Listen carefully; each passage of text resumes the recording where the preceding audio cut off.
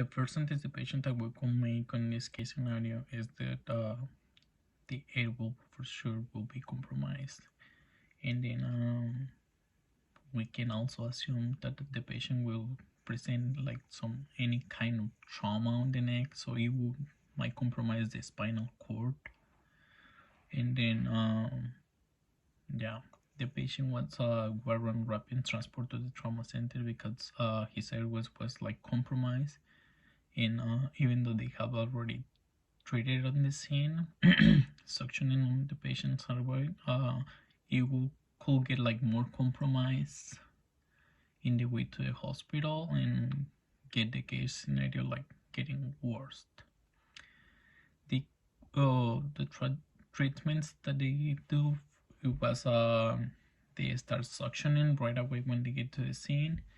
and they also give oxygen therapy to the patient because he was already presenting hypoxia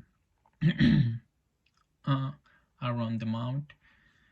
And then also on the way to the hospital, the paramedic decides to intubate the patient. So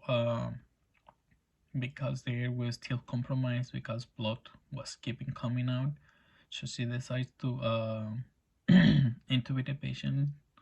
to prevent like a complete shutdown.